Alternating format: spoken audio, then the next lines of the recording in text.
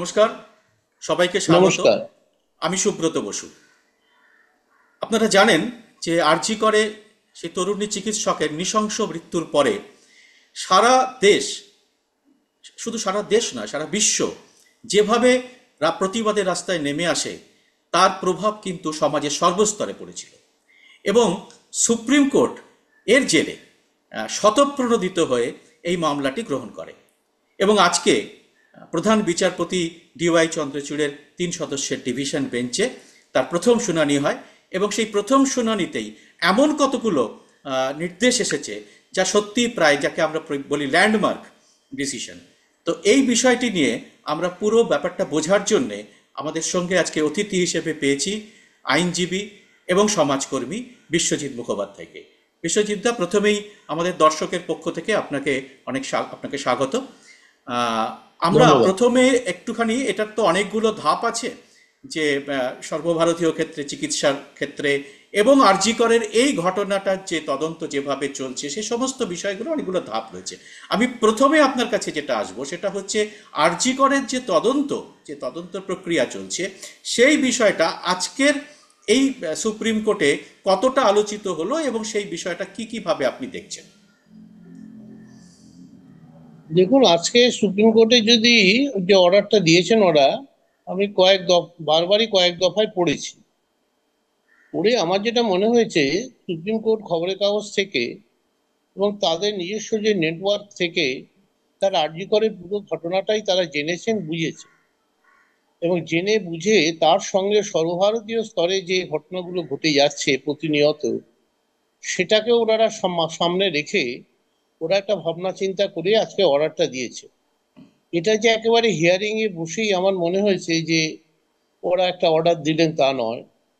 ওরা কিন্তু এটা সম্পর্কে একটা চিন্তা ভাবনা করেই আজকে কোর্টে এসে বসেছিলেন। একটা হোমওয়ার্ক করে তার এসেছিল। পরবর্তী, হ্যাঁ, এটা হোমওয়ার্ক করেই করেছেন, করেই তারা এই অর্ডারটা দিয়েছে। এটা তো ঘটনা, আরজি করের এই ঘটনা সমস্ত ভারতবর্ষ এবং ভারতবর্ষ ছাড়িয়ে আমাদের আশেপাশের দেশে, ইউরোপ, আমেরিকা, অস্ট্রেলিয়া, সর্বত্র একটা স্নোবলিং এফেক্ট হয়েছে, মারাত্মক একটা রিপারকাশনস হয়েছে। এবং সমস্ত জায়গাটাতে এটা একদম পরিষ্কার হয়ে গেছে ভারতবর্ষের বুকে যারা স্বাস্থ্যকর্মী আছেন। স্বাস্থ্যকর্মী আমি তিন ভাগে ভাগ করি, একটা হচ্ছে ডাক্তার, একটা হচ্ছে নার্স, এবং তার সঙ্গে যারা সহকারী স্বাস্থ্যকর্মী থাকেন, আয়া থাকেন, বিভিন্ন ধরনের লোক থাকেন, তারা কেউই সেফ নয়। এবং সরকারি হসপিটাল হোক কিংবা বেসরকারি হসপিটাল হোক, নার্সিং হোম, হেলথ হোম হোক, এটা হয় না। এবং সাম্প্রতিককালে এটা অসম্ভব বেড়ে গেছে। এবং তার ফলেই আজকে এই রকম একটা সর্বভারতীয় স্তরে ভাবনাটা কিন্তু আশ্বাস হয়েছে। আপনি যদি দেখেন, 2009-এ পশ্চিমবঙ্গের বুকে এই ব্যাপারে একটা আইন হয়েছিল, যে আইনে ডাক্তারদের ওপর যদি অত্যাচার হয়, তাকে যদি কেউ করে তাকে শাস্তি দেওয়া হবে, এটা ভেবেছে সরকার। কিন্তু এটা ভাবলেই হবে না, কিন্তু এটা তো একটা প্রিভেন্টিভ মেজার থাকা দরকার। কিন্তু একটা নার্সিং হোম, হসপিটালকে কিভাবে সংরক্ষিত করতে হবে, সেই বিষয়বস্তুটা এর মধ্যে সেই আইনে আলোচিত হয়নি। সেটাই কিন্তু সুপ্রিম কোর্ট বলেছে। এবং আরজি করে ঘটনাটা একেবারে যে দুটো মূল ঘটনা, যেটা একটা হচ্ছে একটা হত্যা হলো, একটা মহিলার উপর অত্যাচার হলো, এবং তার সঙ্গে সঙ্গে সেখানকার যারা ডাক্তার তাদের ভূমিকা, অস্পষ্ট ভূমিকা, তাদের ভূমিকার যে অত্যন্ত নিন্দনীয় ভূমিকা যারা কিছু কিছু লোক পালন করেছেন বলে মানুষ মনে করছেন, কোর্টও তার পর্যবেক্ষণ সেইভাবেই রেখেছেন। তারপরে যে দ্বিতীয় পর্যায়ে যে যে জায়গাটাতে একটা ঘটনা ঘটে গেছে, সেটা পুলিশের দায়িত্ব তাকে সংরক্ষিত রাখা। সিবিআই নেমে গেছে ময়দানে, তারা ইনকোয়ারি করছে। এবং সেইখানে কি করে এত লোক ঢুকলো, এটা বলছে 7,000, আমরা যা টিভিতে দেখেছি 7,000 কিনা আমার সন্দেহ আছে, তা কম আমার মনে হয়। পুলিশ দাঁড়িয়ে দেখলো, পুলিশ লাঠি চালালো না, তারা কোনো ঘটনা করলো না। এবং আপনি যদি দেখেন, পুলিশের যখন ঊর্ধ্বস্থান লোকরা এখানে এসে উপস্থিত হচ্ছেন, তারা এসেই কিন্তু তারা একবারও মুখে বললেন না যে পুলিশের একটা কথা আছে যে কোনো জায়গায় যদি এসে এরকম ঘটনা ঘটে, তারা সঙ্গে সঙ্গে এটাকে থামানোর জন্য চার্জ বলে একটা কথা ব্যবহার করে। এবং সেরকম কোনো ভূমিকা পুলিশ দেখালো না। এই বিষয়বস্তুটা হাইকোর্ট এবং সুপ্রিম কোর্ট দুজনকেই অত্যন্ত বিড়ম্বনার মধ্যে ফেলেছে, যে কেন এটা ঘটলো, পুলিশ কেন রক্ষা করতে পারলো না। তাহলে পুলিশ কি, এবং পুলিশের কাছে কি কোনো খবর ছিল না যে এত মানুষ সেখানে জড়ো হচ্ছে, সেই মানুষ জড়ো হয়ে তারা ঝাঁপানোর চেষ্টা করছে, এবং যখন দেখছে যেখানে একটা শাসক দল তারা কিছু কিছু ক্ষেত্রে বিরোধিতা করছে, এবং যারা করেছেন এখানে বেশ কিছু ছাত্র আন্দোলন করছেন, সেখানে আক্রমণ হতে পারে, এটা ঘটনা হতে পারে। যখন ধরুন আমরা আমাদের শহরে বসে যখন আন্দোলন করছি, আমরা দেখেছি সেখানকার স্থানীয় পুলিশ তারা অনেকটাই আমাদের প্রোটেকশন দিয়েছেন, যে না। এবং এমনকি ধরুন একই দিনে কয়েকটা মিছিল হচ্ছে, পুলিশ আলোচনা করে কোন মিছিলটা কোন দিক থেকে যাবে তার দিক নির্ণয় করে দিচ্ছেন, বলে দিচ্ছেন আপনারা করুন, অসুবিধা কিছু নেই, আপনারা এই দিক দিয়ে যাবেন, আরেকজনকে বলছে ওই দিক দিয়ে যাবেন। তাহলে এটা কলকাতা পুলিশ করতে পারলো না কেন? এবং আপনি যদি দেখেন কলকাতা পুলিশের কিন্তু তাদের কাজকর্মের ধরন সবকিছু কিন্তু যথেষ্ট প্রশংসিত পৃথিবীর বুকে হয়েছে, ভারতেও ছিল। কিন্তু আজকে কলকাতা পুলিশ তার এই গৌরবটা হারাচ্ছে কি করে আমি বুঝতে পারছি না। এটাই আমার কাছে হ্যাঁ, হচ্ছে, তাহলে কি কলকাতা পুলিশকে উপর থেকে কাজটা করতে না দেবার কোন একটা বিষয়বস্তু আছে? ঠিক। এবং এবং এই এই প্রশ্নগুলো এই প্রসঙ্গেই স্বাভাবিকভাবে আজকে উঠছে। যেটা বিশ্বজিৎ খুব ইম্পর্টেন্ট হয়ে উঠেছে, আপনি আরেকটু ব্যাখ্যা দেবেন, সেটা হচ্ছে যে কলকাতা পুলিশের হাত থেকে আরজিকর হাসপাতালের সুরক্ষার দায়িত্ব আজকে সিআইএসএফকে, মানে একটা কেন্দ্রীয় প্যারামিলিটারি ফোর্সকে, সবটা এটা তো সেন্ট্রাল কলকাতা ইন্ডাস্ট্রিয়াল পুলিশের সিকিউরিটি কাছে, ফোর্স। হ্যাঁ, সেন্ট্রাল ইন্ডাস্ট্রিয়াল সিকিউরিটি ফোর্সকে তাদের দিয়ে দেওয়া, এটা তো কলকাতা পুলিশের কাছে অত্যন্ত অগৌরবের একটি বিষয়। এবং কতটা কলকাতা পুলিশ কেন, আমাদের পশ্চিমবঙ্গের কাছে গৌরব। পশ্চিমবঙ্গের কাছে, কলকাতা হ্যাঁ, পুলিশটা তো আমাদেরও পুলিশ। আমাদেরও পুলিশ, সবারই কলকাতা পুলিশ। মানে তো আমাদেরও রাজধানী। ঠিক। আমার রাজ্যের পুলিশ দপ্তর প্রত্যেকটা জায়গায় যদি ফেল করে, এটা তো আমারও একটা লজ্জা। বাইরের রাজ্যে যখন যাবে তাহলে বলবে কি, যে তোমার রাজ্যের কি পুলিশ কাজ করতে পারে না, তারা অক্ষম? এরাও আইপিএস অফিসার, তারা নেতৃত্ব দিচ্ছে, অন্য রাজ্যের আইপিএস অফিসার, ঠিক। সিবিআই তে যারা নেতৃত্ব দিচ্ছেন তারাও আইপিএস অফিসার। এরা তো অশিক্ষিত না, এরা ঠিক। শিক্ষিত, ট্রেন, অথচ তারা কেন পারছে না? এটা এইটাই হচ্ছে মিসিং লিঙ্ক, যে কেন তারা পাচ্ছে না, কি কারণে তারা পাচ্ছে না। এটা আজকে খুব অত্যন্ত গুরুত্বপূর্ণ প্রশ্ন আমাদের সবার কাছে। আমরাও অবহেলিত হচ্ছি, আমরাও খুব খারাপ লাগছে আমাদের, যে এত কলকাতা পুলিশের নাম, সেখানে দাঁড়িয়ে কলকাতা পুলিশ বারবার ফেল করছে, এটা তো ভালো দেখায় না। আপনি নিশ্চয়ই। আরেকটা বিষয় যদি উল্লেখ করেন, সেটা হচ্ছে যে এই তদন্তের ক্ষেত্রে বারবার অভিযোগ উঠেছে সাক্ষ্য প্রমাণ লোপের চেষ্টা করা হয়েছে, বা ঠিক মতো তদন্ত করা হয়নি। যদি আমরা খুব একটু হালকা করে বলি, আজকে সুপ্রিম কোর্টে এই বিষয়টা তো আবারও এসছে, যে কখন এফআইআর করা হয়েছে, কোন সময়টায় এফআইআর করা হয়েছে, সেই প্রসঙ্গটা আজকে চিফ জাস্টিস নিজেই তুলেছেন।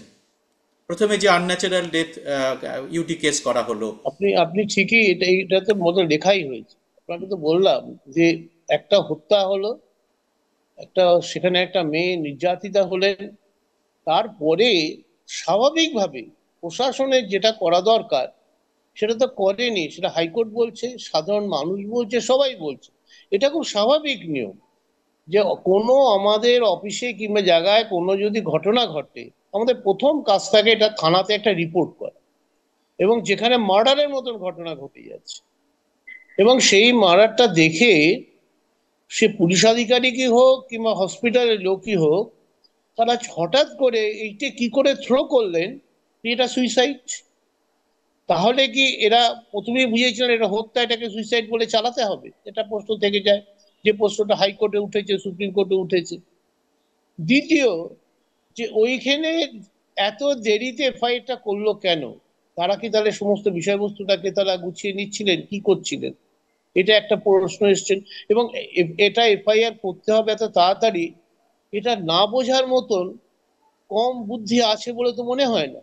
তারা তো অত্যন্ত শিক্ষিত ভালো লোক। আরজি কর হসপিটালে প্রচুর ডাক্তার রয়েছে, একটা হেলথ ডিপার্টমেন্ট রয়েছে, এবং এই ঘটনা ঘটেছে তার প্রথমেই তো সুপার উচিত ছিল হেলথ সেক্রেটারিকে জানানো। Health secretary suppose two advice the superintendent.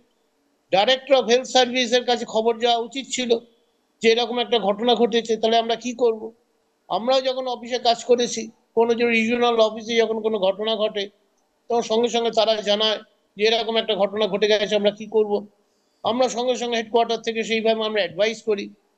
তাহলে কি ওখানকার যিনি সুপারিনটেন্ডেন্ট ছিলেন, এই প্রশ্নটা কিন্তু সুব্রতবাবু এখন ওঠেনি। উনি থানাতে কেন, উনি কি এটাকে ডাইরেক্টর অফ হেলথ সার্ভিসকে জানিয়েছিলেন এরকম একটা ঘটনা তার হসপিটালে ঘটেছে? সচিব যিনি ছিলেন, হেলথ সচিব, তাকে কি জানিয়েছিলেন? এই সমস্ত প্রশ্নগুলো তো এসেই যাচ্ছে। অর্থাৎ এইরকম একটা ঘটনার সঙ্গে সঙ্গে নিউজটা পার্কুলেটেড হয়ে যাবে একদম হাইয়েস্ট অথরিটি পর্যন্ত, আপ টু একদম মন্ত্রী পর্যন্ত সার্কুলেটেড হবে। কিন্তু সেটা তো এখানে হলো না। কেবলমাত্র একটা এফআইআরটাই বড় কথা না, কিন্তু তার যে প্রশাসনিক দায়িত্বটা ছিল সেইটা সার্কুলেটেড হলো কিনা, এবং এই রকম একটা ঘটনা ঘটে যাবার পর হসপিটালটা কিভাবে চলবে, তার ডিউটি রোস্টার কি হবে, সে সমস্ত বিষয়বস্তু দেখার ছিল। অর্থাৎ দুটো দিক আছে, একটা হচ্ছে আইনগত ব্যবস্থা নেওয়া, আর একটা হচ্ছে প্রশাসনিক ব্যবস্থা। যে প্রশাসনিক ব্যবস্থার মধ্যে পড়ে ডাইরেক্টর অফ হেলথ সার্ভিসকে জানানো, বা আমাদের যে হেলথের যে সেক্রেটারি তাকে জানানো, মাননীয় মন্ত্রীদের জানানো, এগুলো তো করতে হবে। এগুলো হলো না। আবার আপনি কিন্তু একথাটা এখনো পর্যন্ত কিন্তু ওঠেনি কখনোই, হুম। যে ওদের জানানো হয়েছিল কি হয়নি। এবং এই ব্যাপারটা নিয়ে এখনো পর্যন্ত ডাইরেক্টর অফ হেলথ সার্ভিস বলুন, কিংবা আমাদের যে সচিব রয়েছে, স্বাস্থ্য সচিব, তার কোনো মন্তব্য এখন আমরা পাইনি যে তারা এই ব্যাপারটা জেনেছিলেন কি কি জানেননি। একটা কথা কিন্তু এখনো পর্যন্ত ওঠেনি। পুলিশের ব্যাপারটা বারবারই আসছে যে সঠিক টাইমে এফআইআর হলো না। অর্থাৎ ব্যাপারটা যে প্রথমে ইউডি সঠিকভাবে কেস করা চলেনি। হয়েছিল, প্রথমে একটা ইউডি, ইউডি শুধু কেস আর এফআইআর তো এক নয়। হ্যাঁ, এক নয়, সেটাই, সেটা একটু ইউডিতে যদি কি আপনি বলা একটু হয়েছে, ব্যাখ্যা এটা করে একটা বলেন। Unnatural death. হ্যাঁ, হ্যাঁ। Unnatural death. কিন্তু আনন্যাচারাল হয়তো এটা বুঝতে পারেনি তারা, যেটা ডেথ না সুইসাইড হতেই পারে, কিন্তু একটা লিখিত তোমাকে ওখানে এফআইআর তো করতে হবে। ফার্স্ট ইনফরমেশন রিপোর্ট বলে আমরা যেটাকে বলে থাকি, সেটা তো করতে হবে। এবং যেভাবে, এবং যারা ওখানে ডাক্তার ছিলেন তারাও তো কোনো না কোনো সময় পোস্টমর্টম করেছেন, তারা তো জানেন, একটা রুগীকে দেখেই তারা বুঝতে পারবেন সে সুইসাইড করেছে না তাকে হত্যা করা হয়েছে। অত ঠিক। অভিজ্ঞ ডাক্তার আরজি করের ডাক্তারদের যে দক্ষতাটা নিয়ে তো প্রশ্নাতীত, তারা বড় বড় ডাক্তার, হুম। তার একটা লোক পড়ে রয়েছে, একজন এরকম ভাবে বডি পড়ে রয়েছে, সেটা হত্যা না সুইসাইড, তারা সেইভাবে গুরুত্ব নিয়ে বোঝেননি। এটা তো জলের মতন পরিষ্কার, সুব্রত বাবু, সাধারণ মানুষের কাছে পরিষ্কার। তারপরে কি হলো, বাড়িতে একজনে খবর দিয়ে দিল যে আপনার মেয়ে সুইসাইড করেছে। এই খবরটা কেন দিল, কে দিল, কে তাকে বলেছিল যে এই খবরটা তুমি ওখানে পার্কুলেট করো? এই কথাটাও তো তখন একবারও তো আলোচিত এবং হওয়া উচিত। বাড়ির লোক তারপরে যেটা এসে বলেছেন, পরে তার মার একটা হুম। আমিও করেছি অনুষ্ঠানটা, যে তার মা বলেছেন যে আমাদের রীতিমতো হেনস্থা করা হয়েছে, 3 ঘন্টা ধরে বসিয়ে রাখা হবে। হয়েছে, আমরা হাতে পায়ে ধরেছি যে আমাদের মেয়ের মৃতদেহ আমাদের দেখতে দিন, কিন্তু আমাদের দেখতে দেওয়া হয়নি, এবং তারপরে অত্যন্ত দেখতে দেওয়া তড়িঘড়ি হয়নি করে। কেন বলুন? হ্যাঁ। এবং তড়িঘড়ি করে তাকে নিয়ে চলে যাওয়া হতো।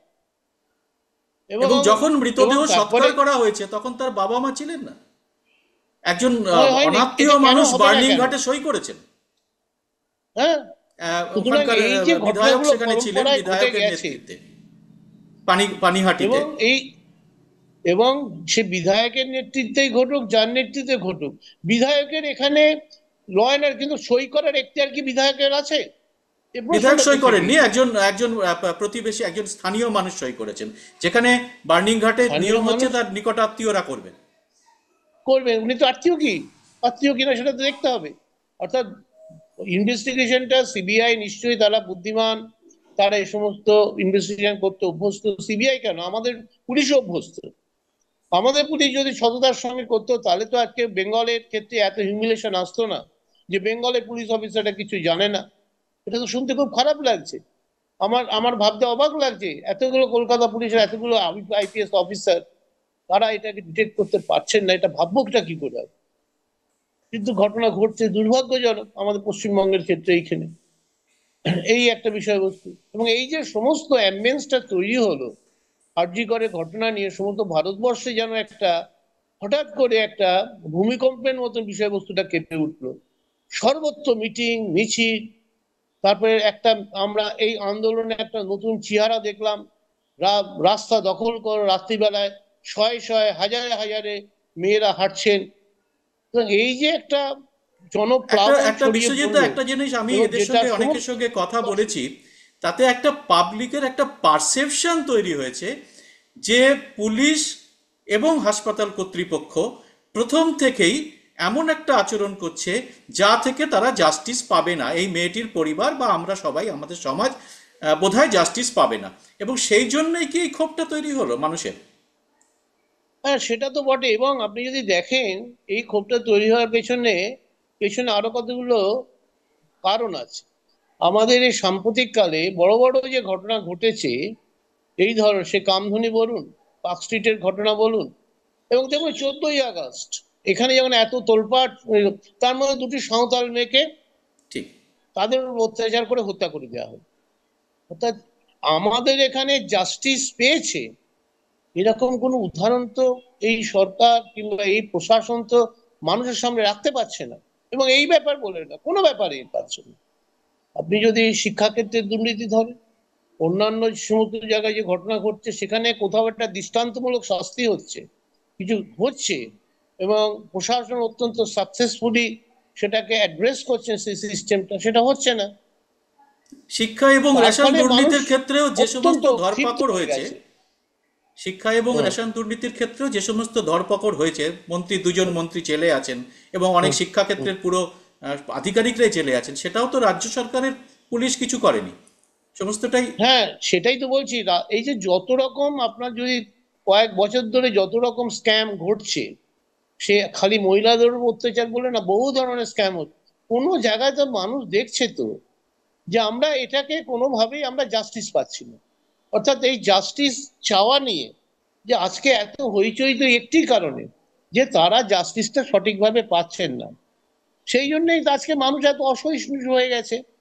মানুষ একেবারে দেওয়ালে পেট ঠেকে গেছে মানুষের। তো তার ফলে মানুষ এখন ভাবছে যে একটা কিছু করা দরকার।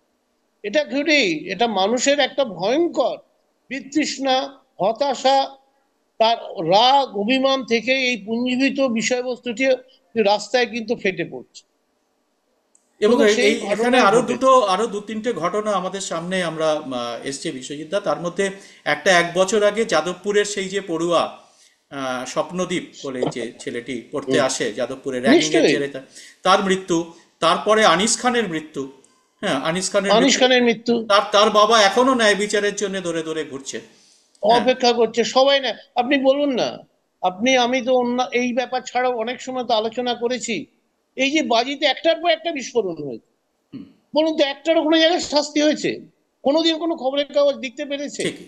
যে হ্যাঁ বাজিতে ওখানে বিস্ফোরণ হয়েছে, এতগুলো লোক মারা গেল, সে মারা যাওয়ার পরে তাদের এই শাস্তিটা হলো? কত বাচ্চার হাত আমরা উড়ে গেল, কত পাইনি। বাচ্চার হাত উড়ে গেল, তারা বাচ্চার হাত শিশু। উঠে হ্যাঁ। গেল।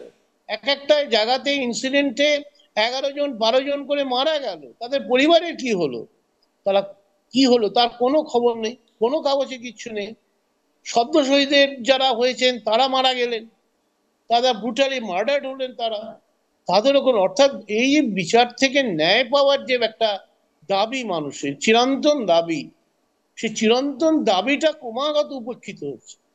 সেই উপেক্ষিত হবার ফলেই কিন্তু এই বিচারের ব্যবস্থা থেকে না পাওয়ার জন্য আজ উপেক্ষিত জনতা কিন্তু রাস্তায় দাঁড়িয়ে তারা কিন্তু আজকে চিৎকার করছে ফর জাস্টিস। কেবলমাত্র এই মেয়েটার জন্য নয়, এন্টার সিস্টেমটা সম্পর্কে তারা জাস্টিস চাইছে আজকে। ঠিক। আপনি খড়গপুরের যেদিকে আমার মনে তাকান। পড়ছে, খড়গপুরের যে আইআইটি, যে খড়গপুর আইআইটির ইঞ্জিনিয়ারিং এর ছাত্র, আসাম থেকে আসা, হুম, সেই যে হুম, ডিফাইজাল, তার হুম। মৃতদেহ দ্বিতীয়বার কবর থেকে তুলে পোস্টমর্টেম করে দেখা গেল যে পোস্টমর্টম করা হলো। প্রথমবার যে খড়গপুর থানা যে রিপোর্ট দিয়েছিল যে সুইসাইড, সেটা একদম ভুল, হুম। এবং সেটা হাইকোর্ট বলল তা- যেটা এটাকে খুনের মামলা দায়ের করতে, এবং সেই তা- মামলার তদন্ত শুরু হচ্ছে। চলছে মামলা বলুন। অর্থাৎ কোনো জায়গাতেই রাজ্য সরকারের এই প্রশাসন, পুলিশ প্রশাসন, কোনো জায়গা এখন আলটিমেটলি যেই অপরাধ ধরুন আলটিমেটলি তো পুলিশ ইনভেস্টিগেশন করবে।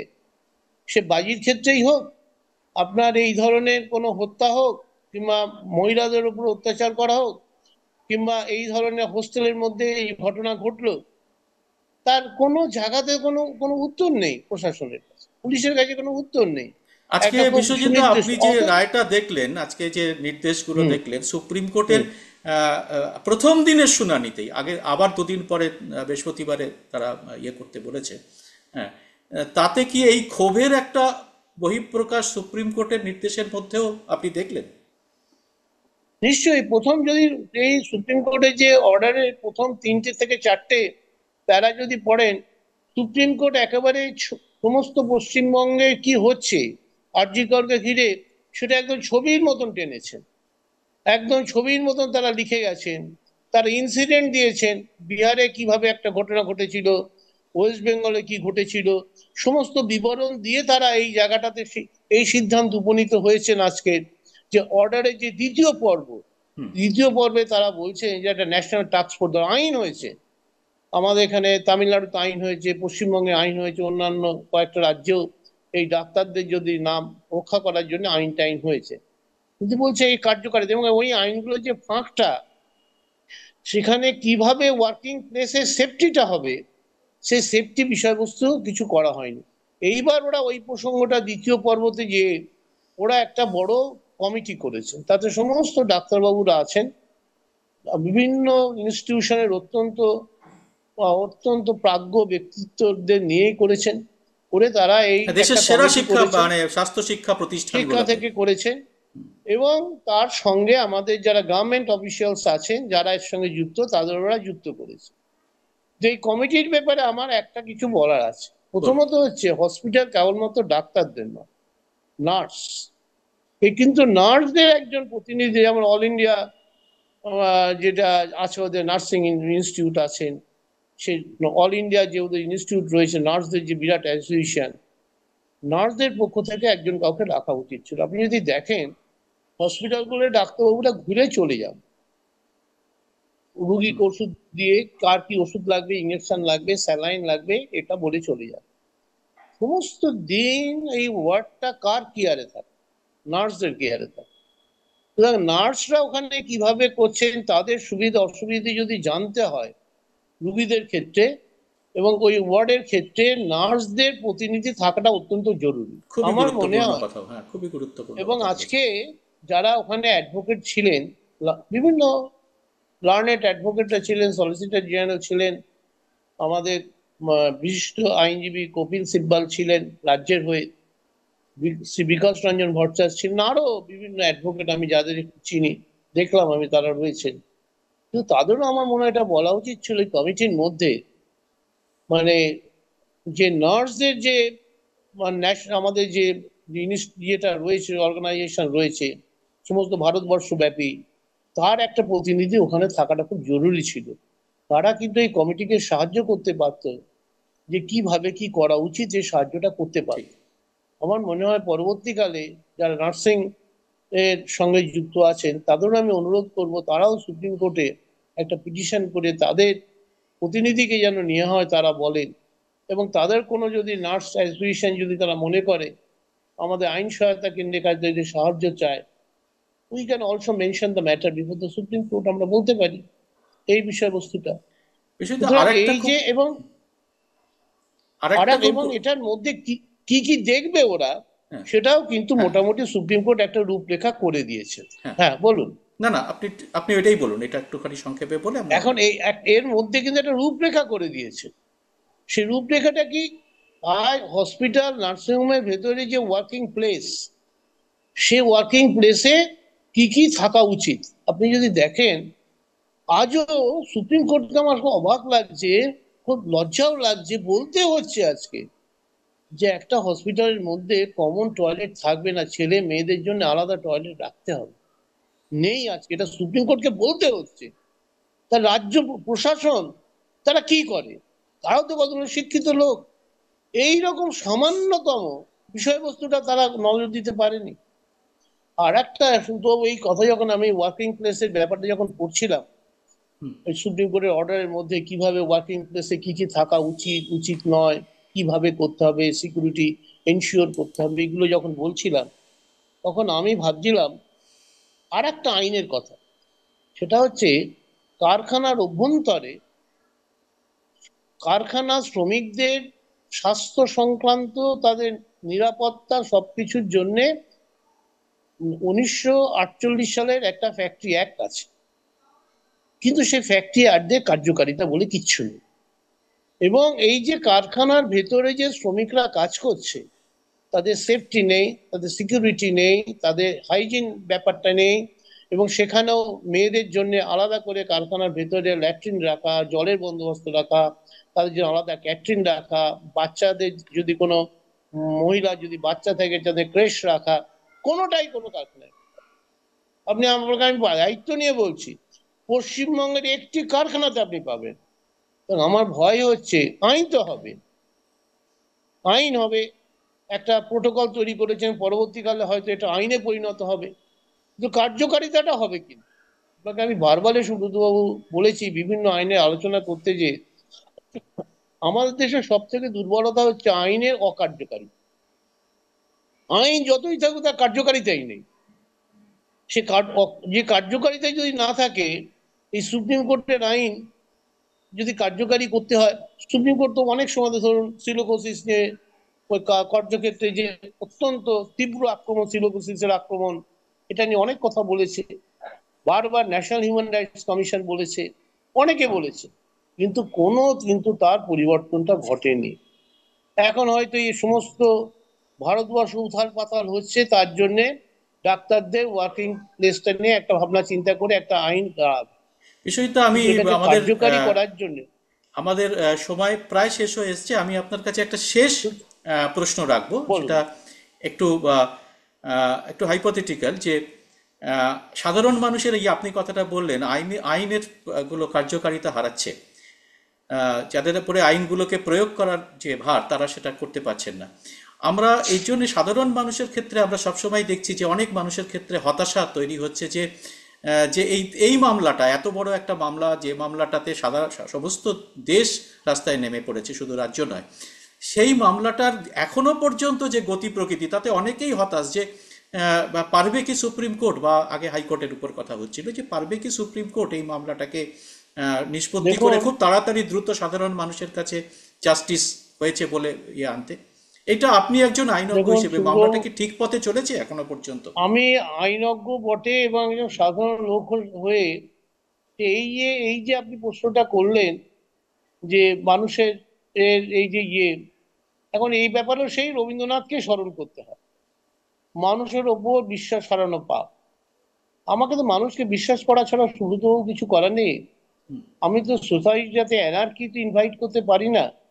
আমাকে বিশ্বাস করতে হবে, পথে নামতে হবে, পথে আন্দোলন করতে হবে, গণচেতনা জাগ করতে হবে, গণ আন্দোলন করতে হবে, মানুষকে নিয়ে আইন কার্যকারী করার জন্য। খালি এই আজকে ডাক্তারদের বলে নয়, সব আইনি এটা এবং ঠিক। এইখানে একটা আজকে জিনিস এই যে দেখা গেল বিশ্বজিৎ দাই, যে প্রতিবাদের জোর, আন্দোলনের জোর আজকে যেটুকু এগিয়েছে, আজকে মামলাটা হুম, যে জায়গায় এসছে, সেটা তো এই আন্দোলন এবং প্রতিবাদ, মানুষের রাস্তায় নেমে ঠিকই পড়ার তো, জন্যই হচ্ছে। ঠিকই তো, ঠিকই তো। এবং ঠিক দিল্লিতে যখন নির্ভয়া কাণ্ড হয়েছিল, ভয়ঙ্কর আন্দোলন হচ্ছে, তার জোরেই তখন তো কোর্ট বাধ্য, কোর্ট বাধ্য হলো, প্রশাসন বাধ্য হলো। সুতরাং আইন যাই হোক, সুপ্রিম কোর্ট যাই বলুক, হাইকোর্ট যাই বলুক বলুক, মানুষের চেতনাতে সমৃদ্ধ হয়ে আমাদের আন্দোলনটা করতে হবে। এবং সেই আন্দোলনের মধ্যে দিয়েই নতুন আমাদের ভারতবর্ষ জন্ম নেবে, এই বলা ছাড়া তো নেই। তাই আবার বলতে হয়, মানুষের ওপর ভরসা রাখতেই হবে, আস্থা হারানো পাপ। চমৎকার বললেন ধন্যবাদ। বিশ্বজিৎ দা, আপনি মানুষের উপর সত্যি আস্থা হারানো পাপ। অতএব আর মানুষ যেভাবে এই সমস্ত ঘটনায় একটা স্বতঃস্ফূর্তভাবে নেমে এসেছিলেন, প্রতিবাদ করেছেন, বিক্ষোভ করেছেন, আজকে যতটুকু এগিয়েছে সুপ্রিম কোর্ট অব্দি ব্যাপারটা স্বতঃপ্রণোদিতভাবে সুপ্রিম কোর্টের চিফ জাস্টিস গ্রহণ করেছেন, এবং একটি নজিরবিহীন নির্দেশ দিয়েছেন স্বাস্থ্যকর্মীদের রক্ষা করার জন্য, যেটা ভারতবর্ষের ক্ষেত্রে অত্যন্ত প্রয়োজনীয় এবং দরকারি বলে আমাদের মনে হয়। তবে শুধু আমি শেষ কথা বলি, আজকে সুপ্রিম কোর্ট এই কাজটা গ্রহণ করেছে। এরপরেও যদি দেখা যায় মানুষ যদি স্যাটিসফাইড না হয়, তাহলে কিন্তু একটা তুমুল আশঙ্কা থেকেই যাবে। সামাজিক বিক্ষোভের একটা মারাত্মক জায়গা কিন্তু তৈরি হবে, যেখানে সুপ্রিম কোর্ট ইন্টারভেন করলো, সুপ্রিম কোর্ট দিল, তারপরে সাজা পেল না, মানুষের আশা পূরণ হলো না, তাতে যে গণবিক্ষোভ তৈরি হবে সেটা কিন্তু অত্যন্ত কিন্তু ক্ষতিকারক হবে বলে আমার ঠিকই মনে বলেছেন, হচ্ছে। ঠিকই বলেছেন। সুতরাং প্রশাসন এখনই সতর্ক হয়ে সমস্ত কাজটা করতে থাকবে। অনেক অনেক অনেক ধন্যবাদ আপনাকে বিশ্বজিৎ দা, আপনি আপনার মূল্যবান সময় আমাদের দিয়েছেন। সমস্ত দর্শকের পক্ষ মূল্যবান থেকে সময় আপনাকে নয়, অনেক আপনি আমাদের ডেকেছেন আপনার চ্যানেলে, তার জন্য আপনাকে আমার অনেক ধন্যবাদ। অনেক ধন্যবাদ। যারা আমাদের এই অনুষ্ঠানটা পুরো দেখলেন, আপনাদের সবার কাছে অনুরোধ, আপনারা আপনাদের মতামত কমেন্ট বক্সে লিখে জানাবেন। এবং এই চ্যানেলটিতে এরকম আরও অনুষ্ঠান করার জন্য আপনারা চ্যানেলটি সাবস্ক্রাইব করে আপনারা নোটিফিকেশন বেলটি অবশ্যই চালু করে রাখবেন। সবাইকে অনেক অনেক নমস্কার।